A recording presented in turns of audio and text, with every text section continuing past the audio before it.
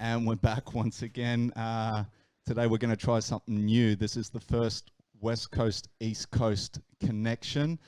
Today's guest isn't necessarily a fighter. However, he has taken some fights in the past couple of years. And he's joining us through the magic of internet. Please welcome Mr. JP, Johniepee. Hello. What's going on, my man? Sorry about the mask. I figured you can never be too safe these days. So just in case you cough down the lens or something, I wanted to make sure that we'd be okay. Which is kind of funny, right? Because the last few guests that I've had on this podcast have actually been in studio, and I mean, I will state we are approximately 1.5 meters, maybe 2 meters apart, but we haven't actually been wearing the mask. So for you to come on and wear the mask is actually pretty funny. Well, it's only like what 2,500 k's between us. So like if you sneeze hard enough, who knows, man? So just got to be safe.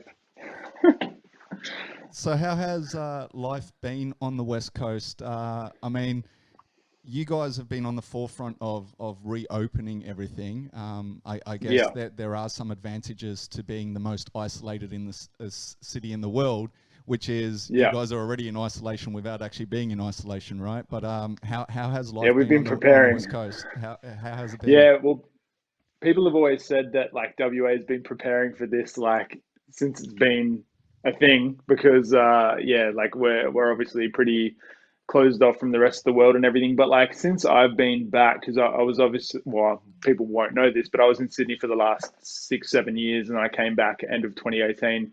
And then since Corona hit, like my side hustle, I work in disability and stuff, so I've still been an essential worker the whole time. So I've been working pretty much every day. Nothing's really changed for me.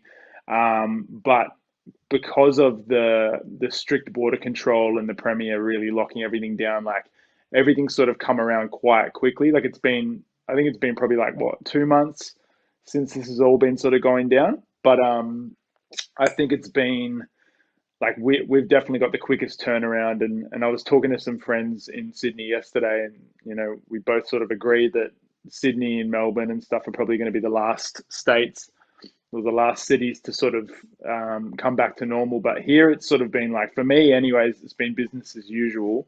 Definitely like there's more hand sanitizer going around, and there's more, there's people being really like, I coughed the other day in a shop and this chick like shat herself. It was hilarious. I was just talking and I had a bit of like a tickly throat and I was like, and this chick like ran from like where we're in some camping shop, and she ran from like one side of the shop to the other and like stared at me like I had the plague.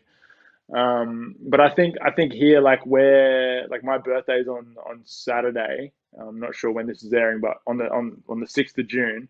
By the 6th, they're pretty much opening everything like pretty much relatively to normal. Like there's 100 people maximum, I think, allowed. But gyms are reopening. I think cafes and everything sort of opening, like where people can actually eat like there instead of being like having to do takeaway and everything. So, but yeah, WA has been good, man. Like it's the benefit of just being so far away from everything else. And now that they've cut all the flights, it's just made, I don't know, like it's pretty sad though. Hey, like where like Australia is pretty solid at the moment. Like we don't really have that many new cases, whereas in places like Brazil and I think it's still Russia and places like that, it's still so hectic at the moment. But just because of closing the international flights, we've sort of, I think we've weathered the storm, unless there's a bunch of sleepers out there that don't have symptoms. And yeah, it's going to be a very interesting rollout to see how it all sort of pans out. Hey. Well, it's kind of crazy as well, like, because, before when people used to sneeze, you'd get the occasional bless you, where, as you say, right now, everyone's just like, oh. They Yeah, everyone just runs exactly, away. it's kind of changed. But F you. I kind of spoke to my coach this morning about the whole reopening of things, and it's kind of funny because every state is now reopening gyms except for New South Wales, and you look at how they're rolling this thing out. And it's just crazy to me. I just want to know, they always talk about like, getting advice from the professionals, but I'm like, how are they even coming up with these numbers? Because for instance, in New South Wales right now, you can have up to 50 people to a funeral, but only 20 people to a wedding, for instance. And I'm like, why is it 50 for one and 20 for another? And why do other states get to open gyms yet we can't open gyms, but we're allowed to open bars and Yeah. things like that? It's just really bizarre how they've kind of rolled this whole thing out, right? Yeah, well, I don't think anyone really knows. Like, obviously, no one's ever really dealt with this before, so it's a bit up in the air. But yeah, sometimes with the figures and stuff, like when I was working for this company that I was working for a couple of months ago, we had our clients, and it was sort of like, oh, it's gone from you can't have more than 50 people in a space at once, and then the next day it was, oh no, now it's 20, and then oh now it's 10, and then they pretty much had to close down because there was no space for anyone. And you're sort of like yeah, who's coming up with these numbers? But at least we're not like, you know, like with what's going on in America, like some stuff I've been seeing, like on the Joe Rogan podcast and stuff. It's like, you can go watch the sunrise or watch the sunset or, wade in a stream, like very specific, random little activities people are allowed to do. But it seems like LA and all that's going to be pretty locked down for quite a long time to come. Not sure. Well, yes and no. I mean, at the moment, it seems Yeah. like there is no lockdown. I mean, they're having curfews, but Yeah. True. it seems True. like the COVID-19 is non-existent now, right? Like you don't even Mm, hear mm, about it anymore. It's now obviously all the other mm. problems that are going on over there. Yeah, for sure. It's kind of crazy how from one day to the next we can go from COVID, and Mm, then suddenly now, yeah, as I for say, sure. it's non-existent. I actually had to check this morning to see if they're still actually reporting on the Yeah. stats, which they are, but it's Yeah. just we don't hear about it anymore. Well, Uh, yeah, like if they're obviously like the news are going to go hectic with whatever the biggest story is, and they're going to obviously report a lot of the negative. So it's like obviously with everything going on in America with George Floyd and all the stuff going on there, that's obviously taken the front seat. But it's like if you just watch the news in general, like the whole coronavirus stuff, like it's just nonstop. It's just like, like fear mongering 101. Like just, like I don't watch the normal TV, the normal news or whatever. Like I get my sources of knowledge from things that I want to look at. Like, I have preferred, I guess, sources of or streams of getting those things. But like I was with a client the other day, and their parent had just the news running, and it was like, holy shit! Like, if you just watched the normal TV, you would be freaked out all of the time because it's just so like in your face, nonstop. Like we're all in this together. Like we're gonna make it through. I know we can't see people at the moment, but it's gonna be okay. It's like we know this. Like it's not the Black Plague. It's not the freaking Spanish flu. Like it's yeah, but hopefully we can put all this behind us and sort of smash out the rest of the year and have some sort of normality. But I don't know. I don't know about you, but like for me, I think it's been good to sort of like you've had less options of things to do. Like we're still super blessed and we've still got like more than most people could ever dream of. But I think it's made people appreciate the little things a lot more. And if that's, in 2020, if that's something that we learn from this, then I think that's pretty solid. Um, 100%. I mean, it really did, allow me, especially, which is kind of weird because we are so separated, but it's allowed me to reconnect with friends, family that yeah, before all of this, even though you had the option to go connect, we never did. And yeah, it's you really you weird that the didn't. Yeah, disconnection has actually brought us back together in some sort of degree. yeah, Um, yeah. but it's a weird one, man, because I always go with the whole strength in numbers, and I kind of feel like with this whole thing, they kind of separated us all, and then as you Mm, say, the only thing that would come on TV, right, is yeah, news, Channel yeah, 7 yeah, news, Channel 9 news. Like it was like you just couldn't get yeah, out of that rut, and it was depressing for a little while, and I guess that's yeah, for sure. where it's good to see now that people like the UFC, for instance. I mean, they already started Mm, 2-3 weeks ago, and I'm yeah, sure that people that haven't you know normally watch fights in the past are watching it, because it's just a break from this cycle that we're in at the moment. And this week, Yeah. the NRL came back, and it's the same thing. It's like I'm not the biggest Yeah. not the biggest footy fan, but if the option is to watch, Yeah. 2 hours of the top teams, colliding and having that little form of entertainment, or watch the Mm. news, I'm sorry, like Yeah. it's just Yeah. No, it makes you realize how much like you took it for granted before, like how spoilt we were for choice. Like back like December or whatever, you've got multiple sports going on at all. Like what was there? Well, there was like the NBA and everything, and then you've got like, oh, there's tons of sports going on at once. And like if you were on Foxtel or whatever, you could like literally just go through and pick whatever sport you wanted, or go like on KO, like on the app or whatever, and just watch literally whatever you want. And now it's like, oh man, like I know like everyone in WA is pretty excited for the AFL to come back, because have they've just have like they announced a there's date? been nothing.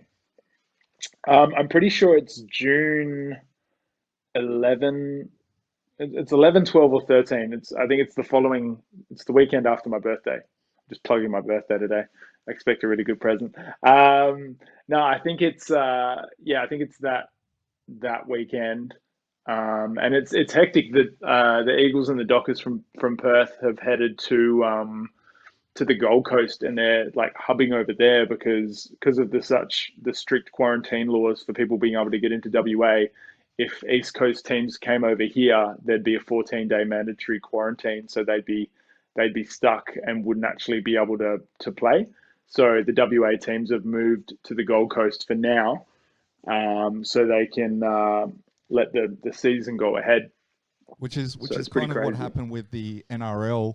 The New Zealand Mm, Warriors, for instance, they had to move their camp over here. And look, I yeah. have to say, I watched their game over the weekend. I was really happy to see them win, just because of that, because of the sacrifice that Oh they've had yeah, to for make sure. that none of the other teams have had to make. So I was kind of rooting Yeah. for them. I was like, let's go, I feel like half of the Warriors players probably live in Sydney anyways, eh?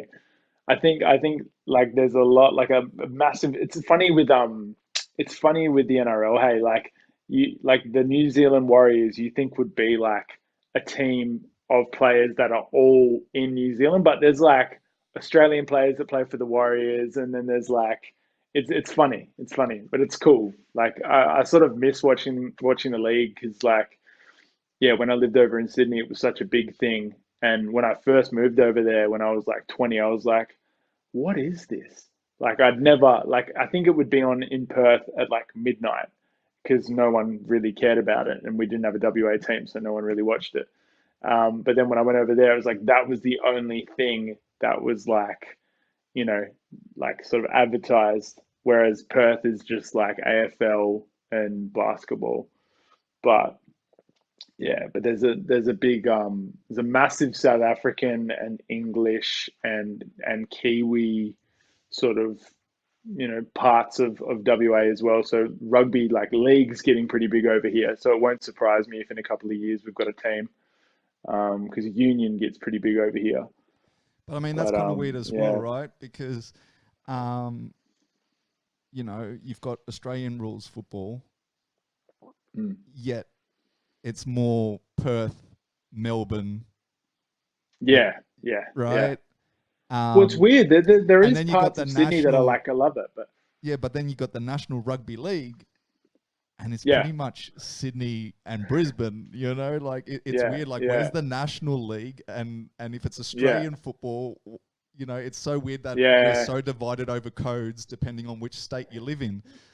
We've just got so much choice, man. We in Australia, we've got like a good cricket team. We've got AFL. Where well, apparently a lot of other countries play AFL, but there's like a World Cup of AFL, but they don't invite Australia. And apparently New Zealand wins like every time because they don't invite Australia. Um, but yeah, it's weird. We've got good cricket teams. We've got pretty good well, Perth has got a pretty good basketball team. I don't know about Sydney. We've got the rugby union, rugby league. Like there's non-stop stuff. They've got the V8 supercars. If you're into that, there's golf, tennis, you know, and then we've got good fighters as well. Like, and we adopt a couple of the Kiwi guys, but we've got some alright fighters. Well, I wish Izzy was ours. I wish Stylebender was ours, but nah, not Hey, we really. got Alex at the moment, so we still got a champion, and Yeah, yeah, yeah, we did have Robert Whittaker. Then again, though, is he Australian? Is he Kiwi?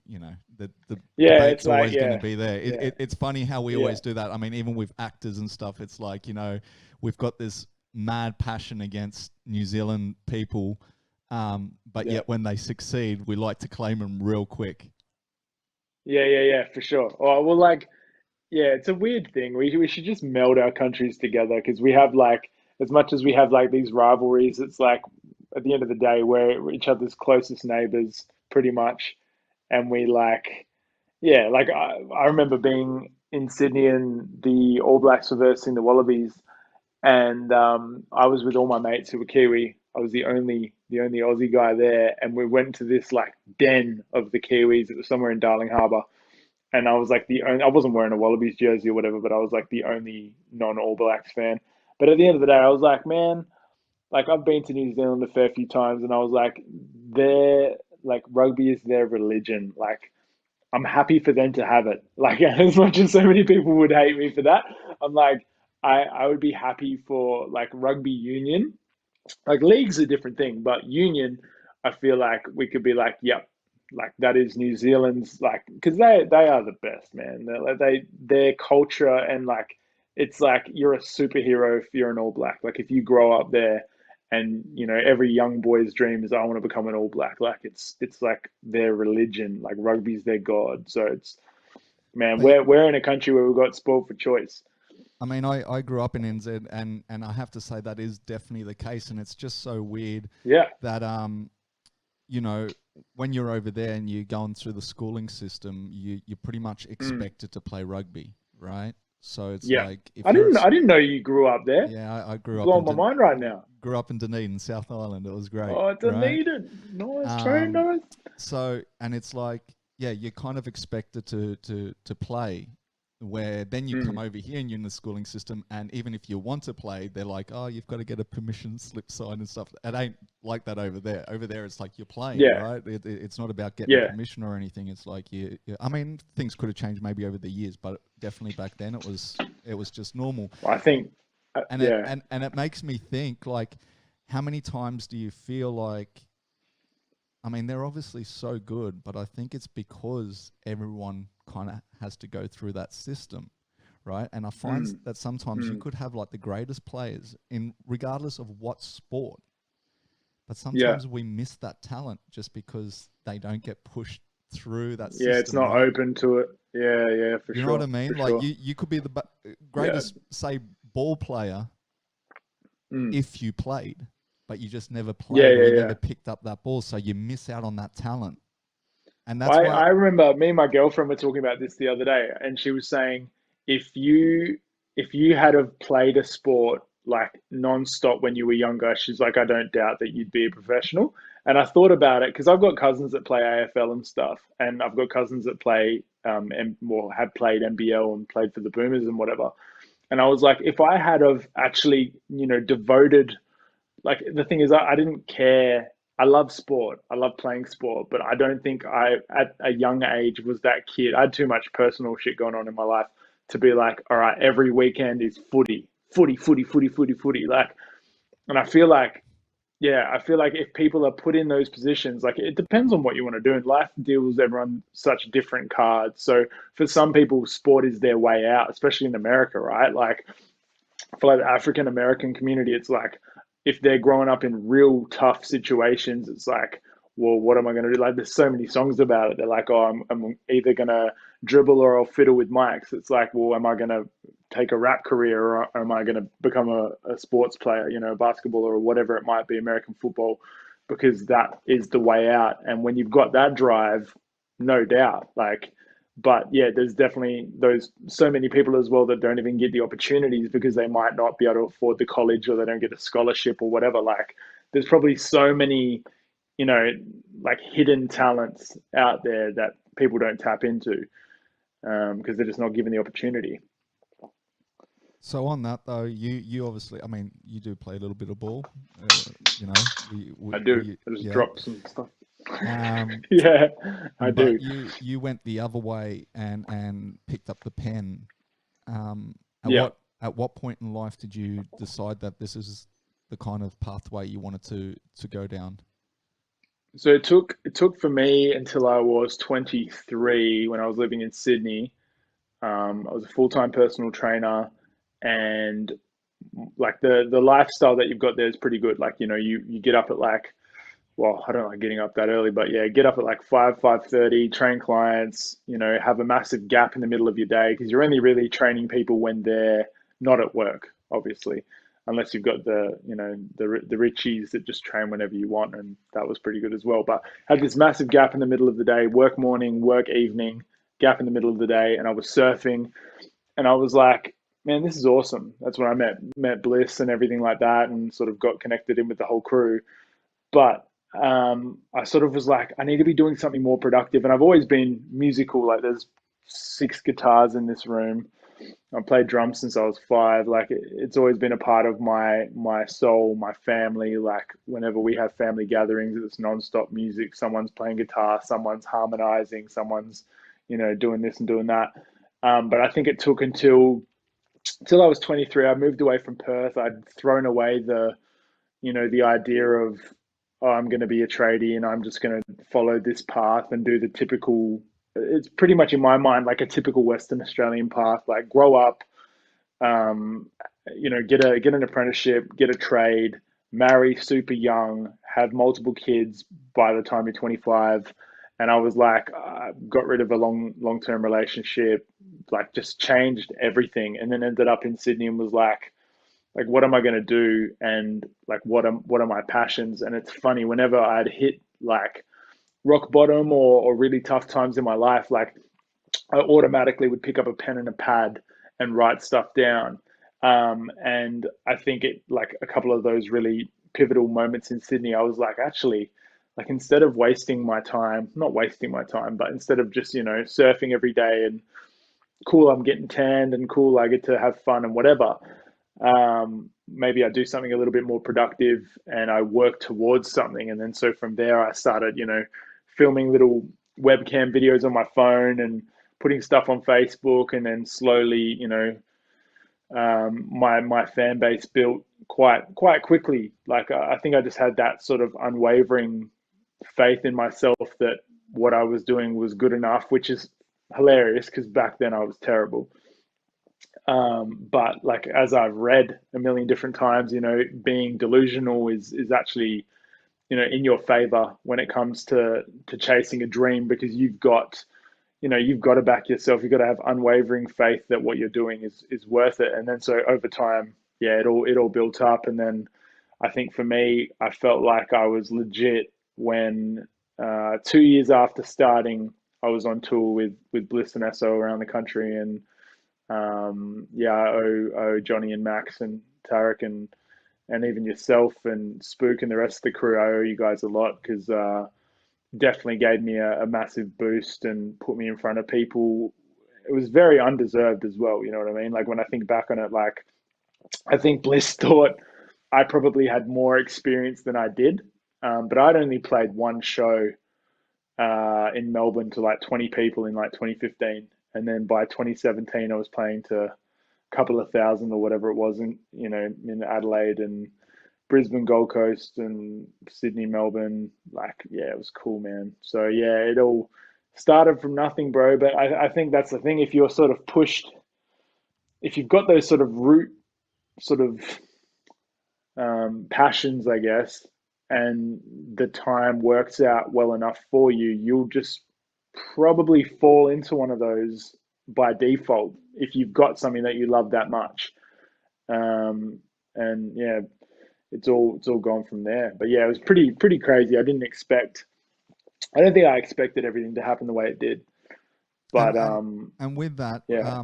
did you like that Bliss Nesso tour?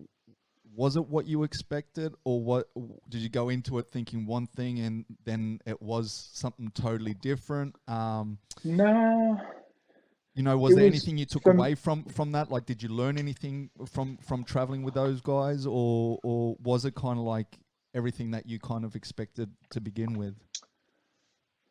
I think I remember being like would have been 18 because I was at a show. I was at a show at the Rosemount in Perth, and it was Seth Century and Horror Show. And I remember seeing them on stage and being like, "Man, these guys are awesome." Um, but like, I could see there was no like celebrity, like, "Oh my God, like they're so cool." Like, if I ran into Drake, it would probably be like, "Hey, man, like you're you're Drake." But for me, it was like these are just local Australian dudes doing their thing on stage. They can keep time. They've got great flow, good tone, whatever. I was like, I could do this. I remember thinking that when I was younger, and I was like, I could do this 100%.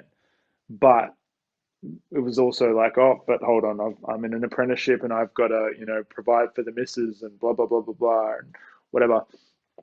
But I'd grown up watching, Bliss and Esso concerts and stuff in Perth as well. I'd taken one of my girlfriends growing up, like me and her used to always go to B&E shows, and we went, multiple times. And then when I came to Sydney, saw him again, and so I sort of knew what it was all like. I knew what everything was going to sort of look like. I didn't know the technicalities and the little ins and outs of stuff backstage and everything, but I knew that you get up there, you do your thing, you get the crowd involved. I knew what it meant to be sort of a showman, but had never actually had experience. So it's sort of like, yeah, it was a very cool experience. And I guess for me, like being friends with Bliss, like Bliss was the first one who I met out of the group because I became his trainer. Like I remember seeing him. I came into the gym and he was there training with a mate of mine,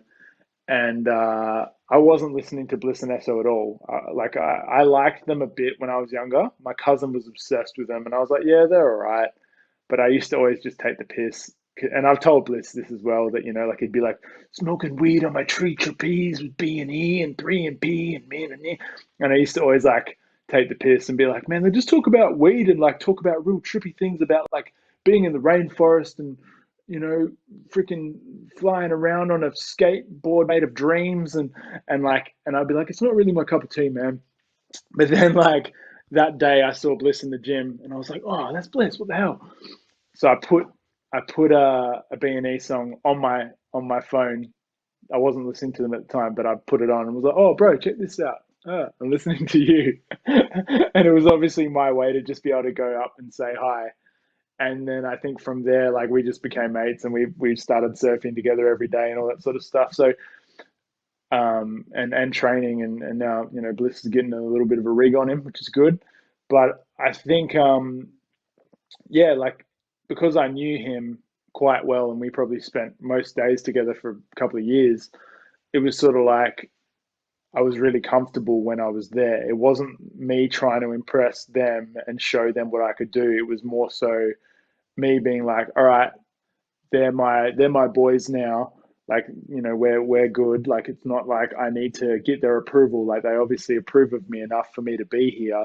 So now it's my time to prove to myself that I deserve to be here. And that's sort of what that tour was for me. And it was one of those things, man. Like I didn't have the money. No way I had the money. Like my girlfriend at the time ended up paying for one of my flights because I couldn't afford to even go.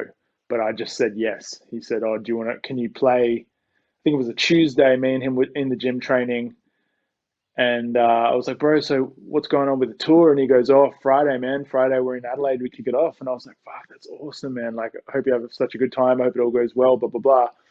And then I think it was the Wednesday. He calls me and goes, "Hey, bro, do you want to open for us in Adelaide on Friday night?" And I was like, "Like what? Like a golden ticket, man." So, and I was like, yeah, like straight out was like, yeah, like everything in me said, don't do it because you don't have enough money. You can't get there for one. You don't have a DJ. You don't have enough songs. You don't have you've you've played one show before. There's tons of reasons why I could have said no, but my immediate reaction was just to say yes. I like to say yes and figure out everything else later. But yeah, so then that Friday I ended up in Adelaide, just networked the shit out of everything on Facebook, found a bunch of just found a guy in Adelaide and was like, hey, who do you recommend? Who's the best DJ I should have? Blah blah blah. And then I pretty much like went on Facebook for every single city that we rocked up to. I found a DJ that day. One of them I ended up being able to go back to his place and we did like a rehearsal. But you know, like the majority of them, and now it's funny, like whenever I tour around the country, I end up staying with that family in Adelaide, or I end up, you know, hanging with that family in Melbourne, or, you know, so it's really funny the way it all worked out. But yeah, I was so in over my head, but you know, fake it till you make it, eh? It's kind of crazy because I mean that's kind of the same journey that a lot of fighters, for instance, take, right? Mm, Which for is, sure. you know, a lot of fighters are out there paying their own costs, paying their own flights when they, especially when they're on the regional circuit, you know, Yeah, yeah. and it's costing them to fight rather than getting paid to fight. Mm, Um, 100%. and then whether it be from a late withdrawal or something happens and suddenly they get that call from the big ticket, right? And it's like, we got Mm, to fight in 1-2 weeks, you in. And yeah, that same thing happens where they're yeah, like, there's so many reasons I don't have a full camp, this, that, but on the same token, it's like, this is the call up. I got to yeah, take yeah, it, yeah, right? And so yeah. it's kind of weird that even though they're entirely different markets and whatnot, it's kind of the same pathway. Yeah, 100%, man. Yeah, what was I listening to the other day? It was Justin Gaethje talking about the fights with Ferguson and everything like that, and how it all came about, and how that he'd always said he wouldn't take any fights on short notice, but you know, because of everything going on with COVID and whatever, him and Trevor Whitman were like, "Yep, like let's do it." And then, man, he's a freaking weapon, eh? But yeah, when I had my fights, it was like not to that degree because I've only had two fights as a boxer, but and I won them both, so it's all right, you know. So I But you know, I just let me stop you there. So yeah, yeah, are you yeah. thinking of potentially doing it again one time, or are you gonna do the whole retire undefeated? I really enjoyed it, and I think it's a really good outlet for me. Like I know when I'm weight training and when I'm sparring and doing boxing or whatever, it's an awesome combination for me, and my body loves it. I think when because I remember talking to you about Winter Warrior and doing it when I was in Sydney, and like just the amount, it's a big commitment, and I think with all the other things I'm juggling, it would be quite a tough one. But I think I'll definitely once everything sort of goes back to normal, I'm probably going to get a membership at a local boxing gym. There's a couple in Perth that I'm keen to suss out and just get stuck in again. I'd be keen to do MMA, to be honest, because well, you know, I've got some big knees. I've done jiu-jitsu when I was younger. I'm tall and flexible. I've got good knees and elbows and whatever, and my striking's pretty good now. But I think it'd be something that whether it's just the training and I'm doing MMA, you know, but it always turns into, oh, I want to spar, and then you sort of want to have a fight. But for me, it's sort of the risk to reward purely because obviously I need my head switched on for music. I need to be articulate. I need to be able to talk. I need to be able to write. And when I had my last fight, I was against a dude who was fucking huge. He was like, I weighed in at 100 kilos and he weighed in at like 120, and I'm six Wow. three or 6'4", and he's like 6'6". He was huge, and I ended up winning it. I dropped him with a body shot and then hit him a couple of times as he was falling down, and they called it. I didn't know. It's quite funny actually. I'll tell you that in a sec. But that fight, I was trying to be all staunch and stuff at the start and just like not talk to him. Like I'm a friendly guy, so it was really hard for me to try and be otherwise. But I was like, no, I'm not going to talk to him. I'm just going in with like, I was in the best physical shape I've ever been in. Like I was like, I'm gonna eat him. But there was also that little part of me that was like, oh, I don't know, because this guy's like an ex bouncer, like had been fighting for a really long time. I'd only been fighting for like 6 months. Pretty much, I'd stop boxing, and then I'd find out I had a fight, and then I'd train hard for 3 months, and then I'd fight. It was sort of like it wasn't a part of my life like ingrained yet. But anyways, before the fight, me and him are chatting because he eventually came up and he was like, "Hey man, like how you doing?" And I was like, "Yeah, good, bro, good." I was trying to be staunch, but was just like, "Yeah, man, I'm fine. How are you? How are the kids?" And he's like, "Yeah, the kids are good, man." And I was like, "How are you though?" And he's like, "Oh, yeah, I'm all right." And like when he didn't come out confident, I was like, "I've won. Like I've won before we've even had the fight." Like he just didn't have the energy about him that he was ready for a war. Um, but he hit really, really hard. And I go to I don't know, I'm sure a lot of fighters have their special place they go to when they're fighting, whether, people say, oh, they black out or they go to a treehouse in their mind when they were a kid and no one can touch them there. That's their safe spot. And anyways, I was just in my zone that night. And so I was being cheeky and I had my hands down too much. And I let him hit me with a few and just kept walking through them and stuff. But they were big hits. And, yeah, I'm pretty sure I never got it diagnosed, but I'm pretty sure I had a concussion from that or some sort. I had something happened. Something happened for sure because he hit me with some bombs, and I busted my freaking. Oh, what did I do? It was my left side. Took like 6 months for it to go back to normal. I had him up against the ropes and was just wailing to the body, and I may have been a little bit cheeky and had my other hand behind his back to hold him, hold him towards me as well. But I hit him about 5 times as hard as I could with these massive body rips. And then he dropped the elbow to obviously cover up for the sixth one. And I punched his elbow as hard as I could. And then after the fight, like, it was all called and everything like that. After the fight, he's like, bro, did you like kick my arm? Because he's like, my arm is wrecked. And he shows me his arm and he's got like this freaking giant like balloon on his elbow. And I was like, oh shit. And I was like, well, bro, my whole left arm feels like it's broken. Like my elbow was so screwed. My wrist was so busted. But yeah, that was that was from that. But yeah, so for me, it's sort of risk to reward. It's like I wanted to do an MMA fight at the end of 2018, I think it was, or 2017, whenever it was, 2018.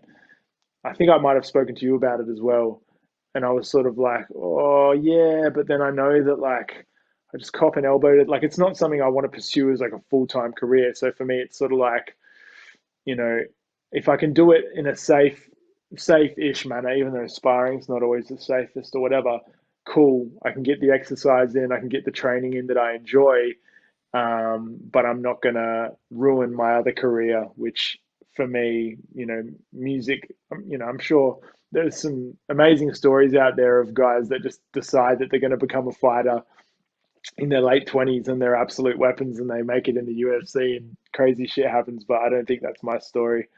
So for me, it's sort of I've got to be careful, got to protect the noggin.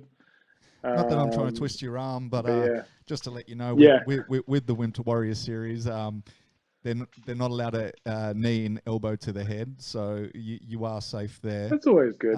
That's You know, always good. you Kicks still hurt though. you can throw them, but they have to be body shots.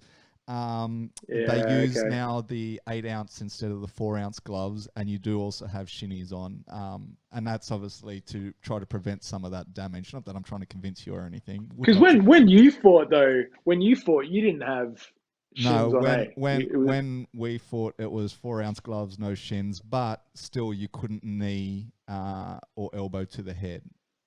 So okay, that's always been part of the amateur kind of okay, regulations. But yeah, we after my series, they moved it up to the 8 ounce and the shin pads, and it was just okay. obviously to prevent some of that damage and make it a little safer because a lot of these guys aren't fighters. They're Yeah, just people yeah. They that work in an either office enjoy job and then yeah, exactly, and they're just either trying to tick that bucket list, or they're trying to fight some of their own demons or some of their own fears or whatever. But it's not like they're mm, really pursuing it as a career either, right?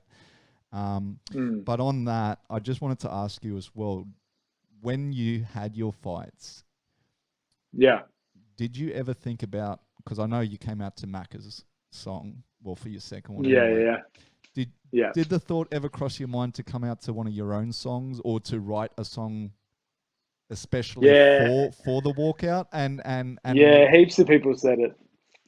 and Heaps it's of people said not it. you? You think it's like a bad Well, omen, or why would you not go down that my route? I don't like my own music, man. Like by the time I've written and recorded a song, it's not true to say I don't like my own music, but I don't like listening to my own music. By the time I've written and recorded a song, it's gone through mixing and mastering. You know, I've rehearsed it for live shows. I've heard it a million times on Spotify before it comes out on Spotify, like when I've got it in my little upload hub and everything like that. And we've tweaked it 1,000 times. Like, I don't even want to hear it. And so there's no songs of mine that pump me up. There's no, like, a lot of people message me daily saying, man, your song's my running song, your song's my fighting song, your song's my training song, whatever. For me, I listen to completely different artists to do that for myself. And my coach at the time was like, bro, like you've got to write yourself a song and come out and rap it as you walk to the stage. And I was like, bro, that's so cheese. I was like, nah, I don't know like, about cheese, but I definitely wouldn't have gone down that route, because I find when you're yeah, taking that walk, you you're need to be focused. focused, right? You can't be Yeah, like, I mean, you 100%. see Mayweather coming out with Justin Bieber. If someone else is doing it, fair Yeah, play. Like, but like for you to yeah, come yeah, out yeah, rapping, for sure. I don't think that would have been a good look. But Yeah, whether it's songs that you've got readily available, or whether it's, as I say, you write a song specifically, as you say, you don't have a song yeah, that amps you up, but you could write one. Like, there's nothing yeah, stopping yeah, you from doing that. But on the yeah. same token, do you think it's a bad omen, or do you just worry that people are going to go, it's a bit cheesy, or what, like, Yeah, because obviously it's a perfect opportunity that you could have that for 99% of sure. fighters can't, because they're not rapping. I mean, Tyrone Woodley now is Yeah. rapping as well, so I guess he could potentially do something like that. But it's Is he something is he that rap? Do you reckon he'll be rapping after the last fight though? After those I those hits to the head? I I have no idea. I have no idea, but it's one of those things, Yeah. And then on another token, since you've done both, which one do you find Mm, harder? And I mean mm, that in a sense of that they're both really putting you out there, right? mm, Most mm, musicians do write about experiences, their thoughts, their feelings, whatever it may be, mm. and it's like once you publish that, you've put your soul out there. Yeah, And I for sure. find Um, fighters do the same thing. Obviously, they're not putting yeah. their feelings out there, but they're putting their Mm, bodies, their soul out there on display as well. And they're both very unforgiving, if that makes sense. So once again, mm, there's a very common kind of theme here, and you've kind of done both. Which mm. one do you find harder? Well, I think each has their own challenges. I had a really good point in my head, and I think I've just lost it. But pretty much, Just okay, put all yeah, the no. punches What to it the head. was yeah, that's it, bro. No, with fighting for me, I think physically, I know I can handle almost anything. That's how it feels for me. I know, like yesterday, I did a 125K bike ride, and I've only just started cycling. Like I've got a really strong mind when it comes to my body, and I know I can push myself beyond whatever. So for the fight, for me, for the fights that I've had, yeah, there were nerves there because, well, it's natural to have nerves before a fight, anyways. And it was something that I hadn't done before prior. But I feel like the primal, you can draw on stuff from your life to get you through that. You can draw on anger, you can draw on whatever. Not that you want to fight angry and be a sloppy brawler, but I feel like there's like a primal side of you that kicks in for a fight. Whereas with music, it's a completely different me that I'm tapping into when I'm on stage. Like I'm not the dude on stage that's the the aggressive jump into the crowd, fucking swear constantly. Like I try and entertain and have fun. But for me, like I'm being a showman more on my mental side when I'm on stage rapping, and I'm being more of a showman physically when I'm fighting. So for me, I think they've both got their hard parts and they've both got their easy parts. But I feel like fighting for me, like anything physical for me, like whether it's a hard training session or whether it's whatever, I've got that constant drive of like I'm gonna absolutely smash this. Like I'm good at this. I'm fit. I'm strong. Whatever. I'm fine. But then on stage, it's like I've got to be way more zen. I've got to be way more like my mind has to be clear. I've got so many lyrics I've so many songs I've got to remember. I've got so many interactions I've got to do with the crowd, whatever. But it's funny when you're in both situations. I know that it's quite a rare thing for people to have done sort of both, but your natural the natural you kicks in either of those situations. So it'll be a different story if I came into a fight and I wasn't in good physical shape and I wasn't mentally prepared and I hadn't been training hard enough for it. But I knew I put the hours in and I was doing stupid amounts of training every week for it. And I was still doing, do a massive, like we'd do like an hour. I train in the morning before clients, then I would, or I'd train after clients in the morning. Then that evening I'd have boxing for like an hour and a half, and then after that I'd do like a heavy deadlift session. And I knew that like I was putting my body through a lot, but I knew that I was training harder than any of my opponents who they could have put me up against with would have been. So I was like, I've got this. So I think for me, nothing's really hard in either of them as long as you're prepared. If you put in the hours and I hone my craft with writing, I hone my craft with training and being fit, whatever opportunity arises, you're prepared for it. But yeah, initially, if you look at my first fight and first times I was on stage, it's just that whole fish out of water thing. When you've done it for a long period of time, same with anything in life, it becomes easier. You become more comfortable. Surfing's like the perfect analogy for it for me because I remember talking to people that hadn't surfed, and I was like, the only way you get better at surfing is when you're actually on the wave, and that's really hard because when you first start, you might be on the wave for a second, and everything's like a car crash. It's like poof, like oh shit, and then all of a sudden you're in the water and you're like, oh that was fun. I want to try again. And then as you keep going and you get to, you've been surfing for a couple of months now, now you're standing up on a wave, you're starting to turn a little bit, you're starting to move, then you're like, oh, okay, like everything slows down, you gain that perspective and you're like, oh, this is what surfing is. So it's the same thing. First fight, fucking hectic. I know I cracked him with a big hook and everyone went, whoa, and I was like, that was over so fast. Second fight, even though it was only my second fight, I was way more composed and I picked my shots. And oh yeah, this is the side note I was going to come back to before. Sorry, I'm rambling. When that second fight ended, I didn't know it ended. So my coach, like I dropped him and we'd planned this thing that if he gave me enough space, I would go for like a drilling body shot. I'd move my head off and then I'd come back with like a hook, and anything else if I could. We had like a bit of a combo we'd been working on to the body because we worked out that my body shots were pretty solid. Um, and so I'd hit him with that body shot, and then I hit him with like a hook uppercut combo as he sort of fell.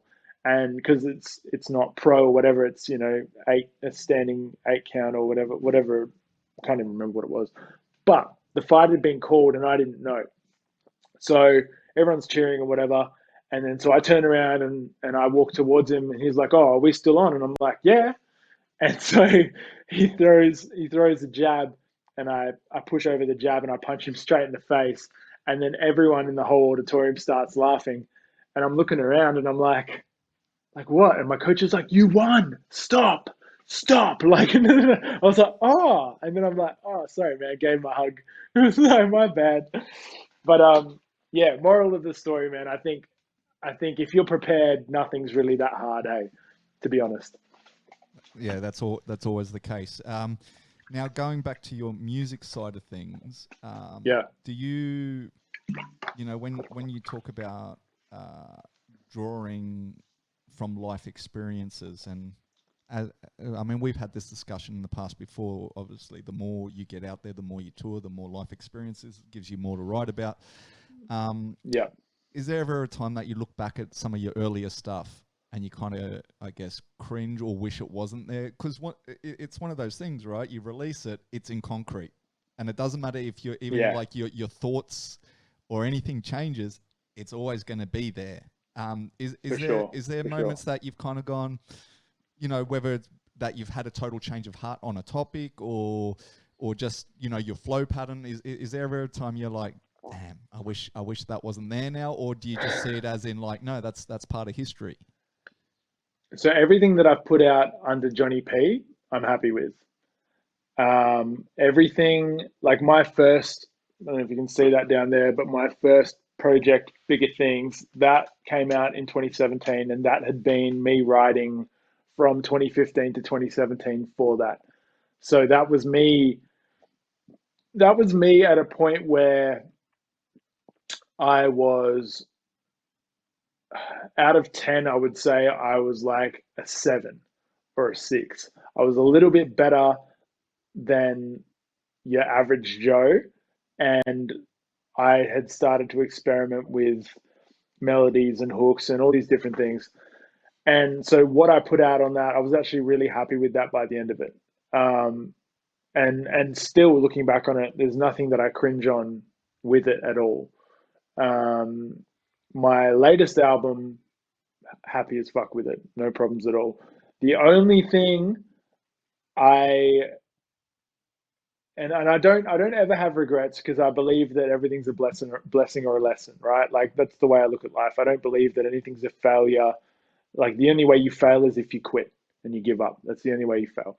So there was a project I did with these two fellas from Melbourne, one called Fritz, who doesn't rap anymore, and a DJ called Deno, who is an incredible guy, who has DJ'd for me with Bliss and Esso. Like whenever I'm in Melbourne, he's my DJ. And we did a project called The Wheel of Fortunes.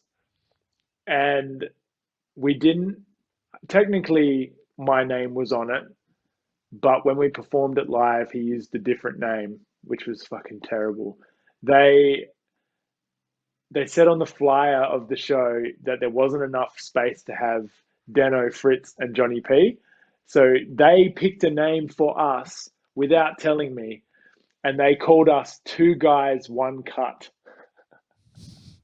And because the cut's obviously the DJ, so it was me and Fritz rapping and Dano on the cuts, on the decks. And that project, which I have in my cupboard, and my girlfriend like laughs at it all the time and is like, I need a copy of it. Like, that's my birthday present. Um, we did 4 tracks and they were all based on different subjects and stuff. When I listened back to them, I hadn't even developed my rap voice then. I didn't even know what I sounded like. So when I listened back to it, it's super Aussie. Like I sound mad bogan, and the writing, like it's too rushed. I'm trying to fit too many words in a bar. It just doesn't sound like me. But from Bigger Things to Attachment Theory, the quality of those, like there's not going to be a point that I listen to them and I'm like, no, they were shit, because I know that they're not. Like I'm proud of both of those bodies of work, and they both of them almost killed me trying to get them out. But they're solid. But that Wheel of Fortunes project, fuck. Like, yeah, if your listeners Google it, look it up. I'm not going to encourage people to go listen to it, but you'll hear the absolute transformation in me as an artist from that to what I've done now. And now is just the process of trying to level up again, and and sort of one up attachment theory, and do better than that, which has been very interesting because it's been a weird year, man. So a lot of the plans I had have sort of fallen on their ass, but at the same time, we pivot and we make new plans, and And yeah, I've got probably the next 2 years worth of music ready to go, to be honest. So I it's was not gonna like I haven't been, yeah, Yeah, I was gonna say it has been one of those years where obviously a lot of people have been crushed, but I mean, you've yeah, really kept busy. I mean, I always make jokes about on my Instagram that pretty much every week for the radar release, there's a Johniepee track, you know. yeah, yeah, So yeah, even in this time where a lot of people have just kind of locked themselves down, you've still been very proactive on releasing things. mm. Is that stuff that you'd already had prepared, or are you still working on stuff right now during lockdown, even though there probably isn't so much stuff to take inspiration from, unless you're wanting to write a song about coronavirus, which I think has now been Riding outplayed. my Like, bike. right, Yeah, everyone's done yeah, that. But yeah, yeah. how have you been able to maintain that level of just pumping stuff out during this period?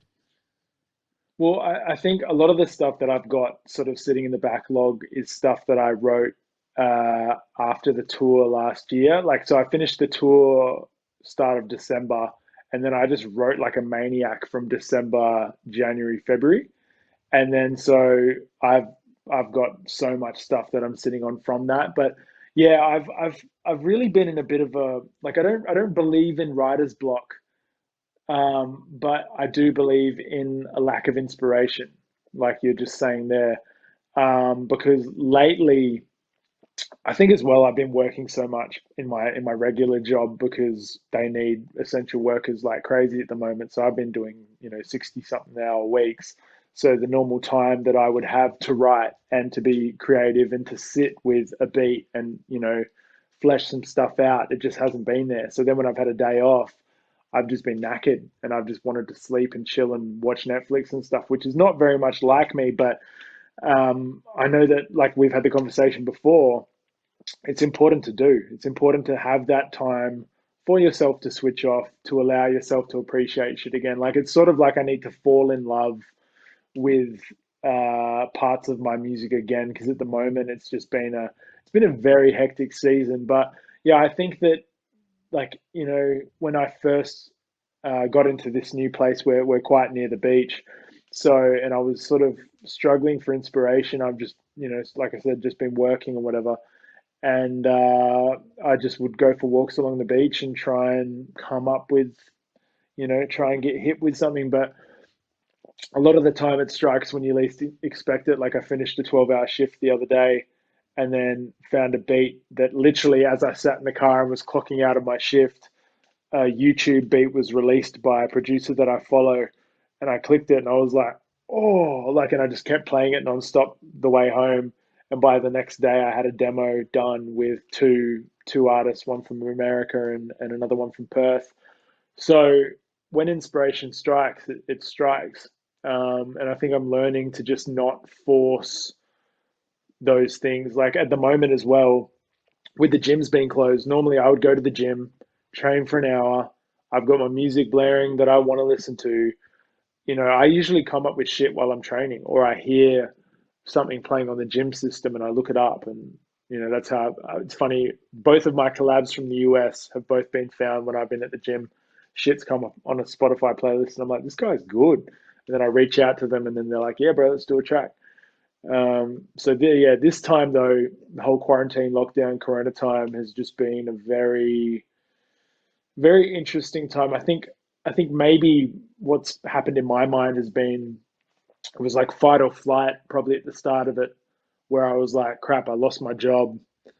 Um, I was worrying about a recession slash depression and what should I be investing in? What moves should I be making to set myself up? Because it is sort of a once in a lifetime thing. You can make a heap of money on the stock market or make some clever financial decisions in this time, which could benefit you later in life. And I think I'd sort of been so preoccupied with just surviving that I didn't maybe music felt like a bit of a luxury to be able to do. And I didn't want to be the guy to, write a song about coronavirus. Like I've been pretty pissed off lately with like, there'll be a documentary that someone watches and then they'll write a rap a bit like, it's like Tiger King and shit. I'm like, fuck, like I get it, fair enough. Like you're scraping the barrel trying to find something to write about, but at the end of the day, like I'm not going to write a song about Tiger King or The Last Dance or bloody Carol Baskin. So yeah, just trying to stay authentic to myself and be real and write about real shit. Like my auntie was murdered last year, and I ended up writing my single "Perfect" about her. So for me, that was real emotional, real hard song to write. But I'm glad it's out and it's doing her proud sort of thing. So that's the sort of thing that I'll draw on to write to, like rather than just going, cool, what's the hot topic? Like I don't want to write about stuff that I'm, you know, uneducated to write about as well. I'm not going to write a song about what's going on in America with the Black Lives Matter stuff because I feel like, it's not my place to, even though, I definitely have a responsibility as a white guy to stand up and understand that I'm very privileged and sometimes your silence can be more of a detriment than having a voice. So speaking up about that sort of stuff. But yeah, it's been a weird time. It's been a very weird time. But like we both said, like this year's crushed a lot of people and done a lot of things, but we're still here, and still paid the rent, still alive, still have food in the fridge, clothes on my back, bed to sleep on, running water. Like we're better off than the majority of the people in the world. So yeah, just being grateful, I guess, is what we're going to take away from all of this. And if the year does reopen and go back to normal, I just really hope as humans we can try and not be so human in the fact that we just like we take things for granted and we only appreciate what we have once it's gone.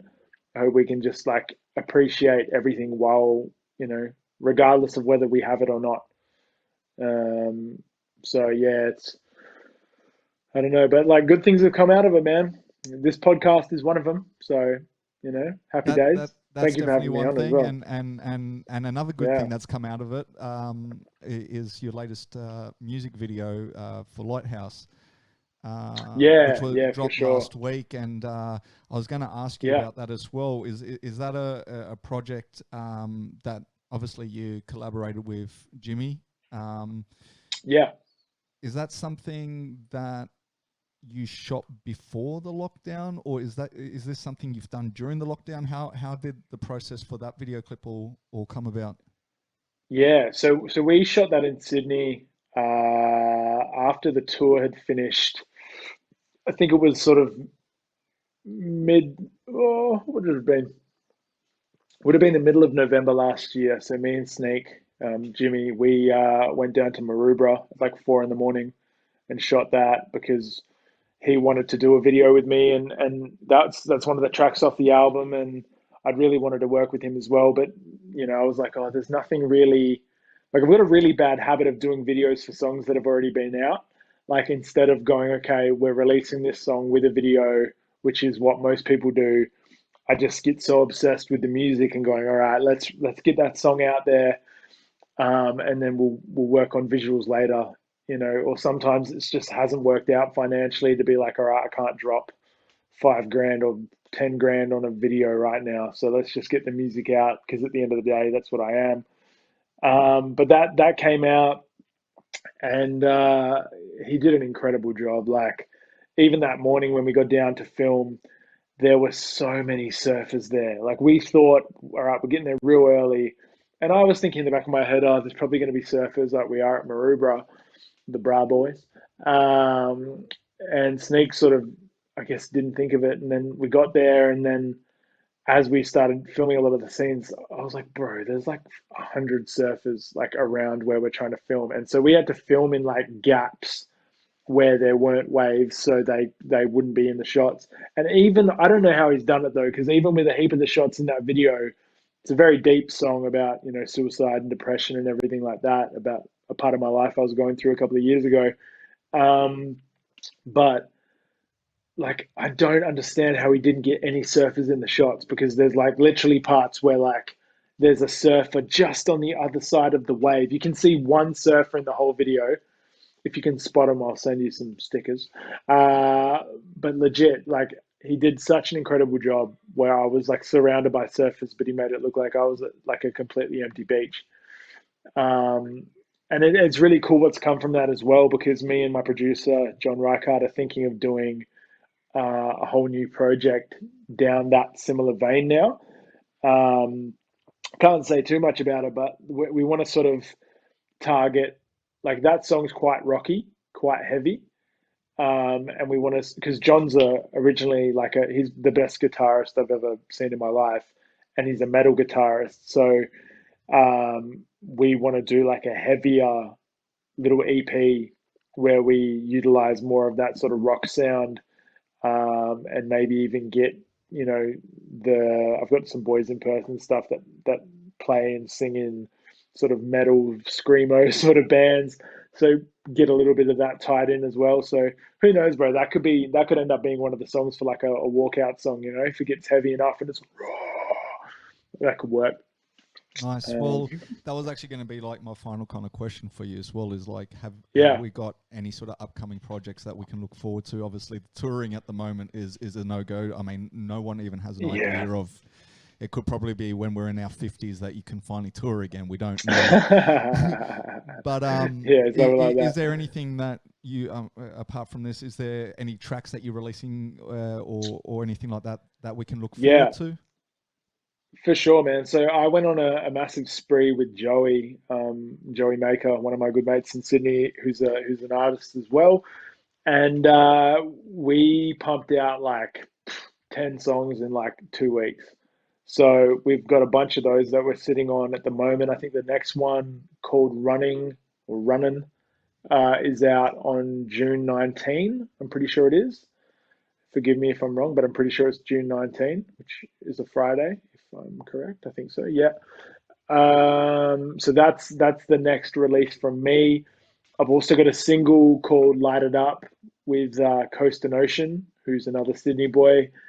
And then there's another two or three tracks on a project that, you know, I was going to drop 99, Perfect, Light It Up, like all those songs on one project, but I decided this year that I was going to do like the Russ method and pretty much just release singles, because sometimes you drop a big album and people don't have the attention span like they used to. So certain songs get lost in the album. Like Lighthouse is track number like 7 on Attachment Theory, and it's sort of got a bit of love. But now that the video's out, people are like, "That song's so good. I love your new song." And I'm like, "Well, it was actually on an album, but a lot of people forget. You know, they listen to the first 5 tracks or whatever, and then they lose their attention span." So yeah, but like I said, I'm sitting on probably, you know, if I'm releasing a song every month or a couple of songs every month, I've got probably like 50 songs in the bank right now that I'm pretty happy with. But it's just a matter of getting them all to, you know, 10 out of 10 songs instead of 8 out of 10s or whatever. So but yeah, there's plenty on the way from me, man. It won't stop. So you'll see it as it comes. You'll see it on your release radar, bro. So you'll be fine. Well, I was just going to say where you said like the songs get lost in the album. I think the problem with that as well Yeah. is that we're now consuming music differently, right? Like where before you used to Mm, buy a physical album, so you would have song 1 through 15 or mm, whatever. Where now, because a lot of the consumption is streaming services, you don't yeah. necessarily have that full song. I mean, for instance, Yeah. myself, I get a lot of it, as you say, the release radar. So I'm getting little one song at a time. I'm not getting like, Yeah. here's an For album, sure. right? For So, sure. and you might Yeah. then miss one song because for whatever reason you didn't listen to the radar that week or whatever, and it just doesn't come about. So I think that's a little Yeah. bit different now, but I do want to wrap it up. Before we Mm, go, for people who do want to get physical copies and things alike, obviously you've got some merch yeah. hanging behind you as well. Where can people contact you, either for collabs, just to have a yarn? Where can people get some Yeah. of your For sure. merchandising, your albums? On streaming Yeah. services, Was it? Johniepee's the way to Yeah. go, Yeah. and you can find that. But where can people find you? So the easiest way to probably contact me would be on Instagram, which is just at Johniepee.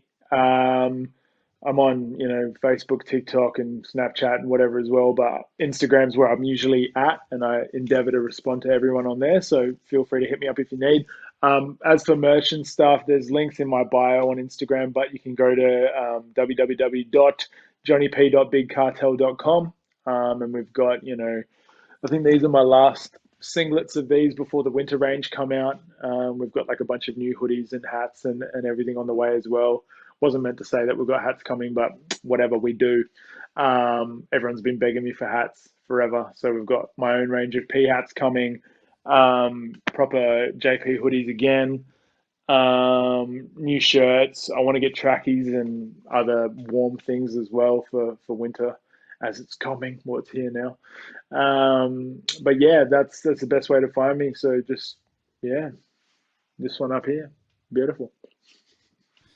Well, with that, I just want to say thank you one more time, and I really do appreciate you coming on, and I can hopefully get you back on once things are open and we're moving back to business, and For sure. you have some tour dates to announce or something like that. But I Definitely. have to call it an end there, and once again I thank you kindly. I'm a one. I'm a one.